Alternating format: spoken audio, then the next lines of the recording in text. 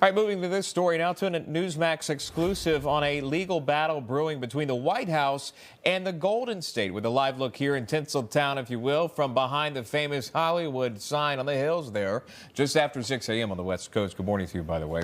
Where the Department of Justice, we're learning this, is taking on California and Governor Gavin Newsom. The Trump administration filing court documents this morning, charging the state of California with violating federal law by allowing transgender athletes to compete against girls in school sports.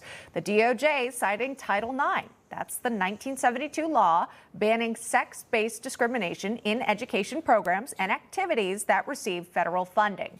For California, that's a lot of federal funding, up to $44 billion a year at stake for the state with the largest economy in America.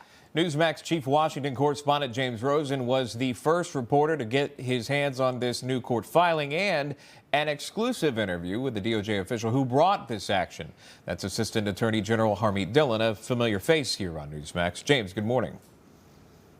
Sean and Emma, good morning to you. Today's filing in U.S. District Court in the Central District of California names two defendants.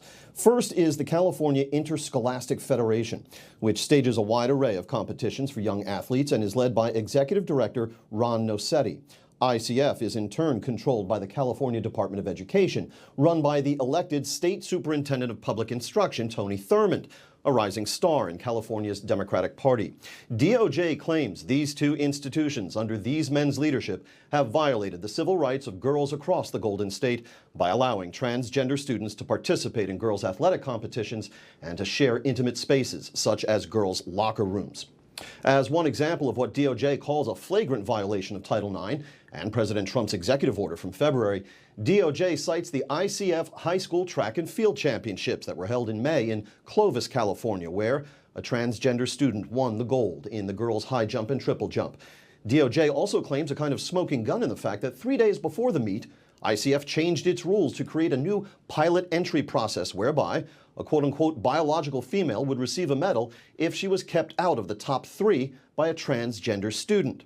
The California Interscholastic Federation, the Justice Department says in its suit, through the pilot entry process and its references to quote biological female, has acknowledged the inherent athletic advantage males have over biological females, and that allowing males to compete in female athletic competitions displaces girls and denies girls equal athletic opportunities, unquote.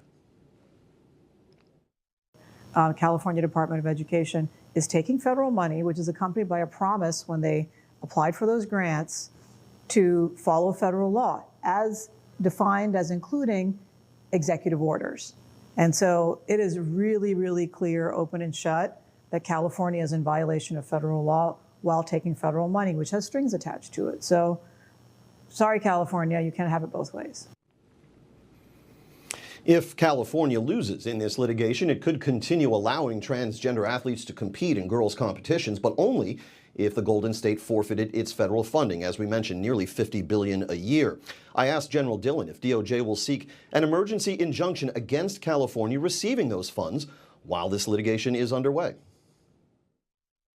There are still a few billion that haven't been drawn down yet. So we have the money. So transferring that money is dependent on California being in compliance with federal law. So you don't need to seek an injunction necessarily? I think we hold the cards in that regard. In June, as a kind of preemptive strike, California sued General Dillon and her boss, Attorney General Pam Bondi, alleging that DOJ's demands that California come into compliance with Title IX are unconstitutional as a violation of the equal protection of transgender students. So all of this, Sean and Emma, it's safe to say, will be the subject of court action for quite some time to come. All right, Chief Washington correspondent James Rosen again with that exclusive major story coming out of the DOJ and the state of California, specifically there with women's sports. James, thank you. Information. Truth is freedom. Is Newsmax. It's real news for real people.